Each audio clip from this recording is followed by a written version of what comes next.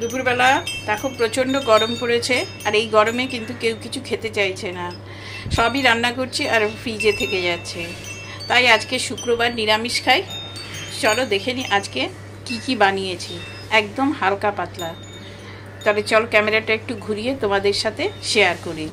দেখো আজকে দুপুরের লাঞ্চে বানিয়েছি গরমের জন্য একদম মুসুরির ডাল দিয়ে, এখানে লাউ, টমেটো আর ধনেপাতা দিয়ে পাতলা একটা ডাল, আর বানিয়েছি এখানে উচ্ছে আর আলু ভাজা, পটল ভাজা, আর এখানে ঢেঁড়স আর আলু দিয়ে একটু পোস্ত বানিয়েছিল। এই ছিল আজকের লাঞ্চ। তো আজকে দুপুরবেলা আমি কি বানিয়েছি, এরপরে চলো লাঞ্চটা সেরে নিয়ে তারপরে ভিডিও এডিটিং করতে বসবো আর এসিটা জ্বালিয়ে দিয়ে। তোমরা হয়তো পেছনে দেখে বলতে পারছো যে ফ্যানটা বন্ধ কেন, কেননা ফ্যানটা এই কারণেই বন্ধ, কেননা ভিডিও করলে পরে একটা শব্দ আসে, সেই জন্য ফ্যানটা আমি বন্ধ করে দিয়েছি।